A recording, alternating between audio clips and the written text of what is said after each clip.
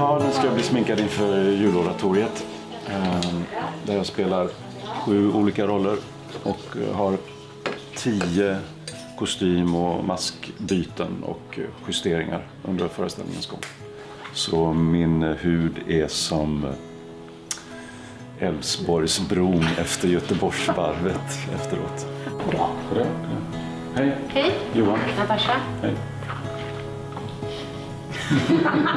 Vem är du? Berätta. Ja, jag är kan säga, hållbarhetskoordinator för EU-projektet som Dramaten är med i. Men dagligdags är jag forskare på Stockholms universitet. Vad håller du på med? Hantering av kemikalierisker. Jag tror Jag ska försöka bara få... Jag håller på med hantering av kemikalierisker i alla fall. Och nu har vi tagit fram Så kanske bättre. en vägledning. För att det finns bra produkter och det finns dåliga produkter. Och det är ganska svårt att veta vilka som är bra och vilka som är dåliga. Så då har vi tagit fram liksom någon slags verktyg för att kunna göra det enkelt för anställda att hitta de bra produkterna. Nej, men det stora problemet tror jag är just det här att vad är det verkligen i de här produkterna? Ja. Om man öppnar en mascara eller en grund eller en eyeliner så är det omöjligt att se vad det är i. Och det är kanske inte alltid man fattar vad innehållsförteckningen innebär och vilka ämnen som man ska försöka undvika. Och då har vi till exempel då försökt att samla listor på de allra värsta ämnena och varför man inte ska ha dem. Så när man köper in en ny produkt så kan man checka av här lite snabbt. Vad är det för skulle du säga kemikalier, 3 kemikalier som man absolut ska tänka, det där ska inte finnas i en produkt? Parabener, PFAS. Det har kommit en ny grupp nu som heter SPA som är någon slags syntetiska fenoler och antioxidanter. De finns nu i ganska höga halter i svenskars blod och eftersom de är ganska nya så har inte regleringen riktigt hunnit ikapp.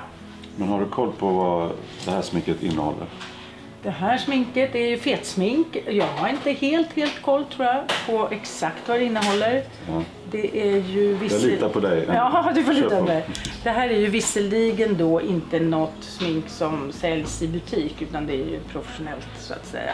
Så att jag tror nog ändå det är till jättemånga teaterhus och operahus över hela världen som köper det här.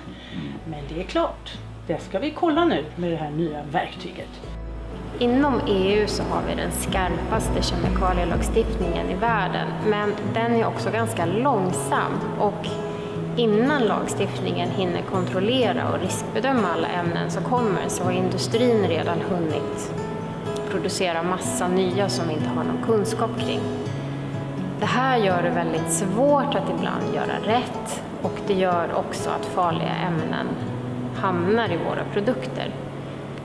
I de här tillfällena så är det jätteviktigt att organisationer som till exempel Dramaten väljer att ligga steget före och ta fram till exempel en vägledning som kan hjälpa anställda men också alla som är intresserade att göra bra val och hitta liksom de där produkterna som är bra. Ja, vi är väldigt glada för att vi har lyckats kunna få till ett sådant verktyg.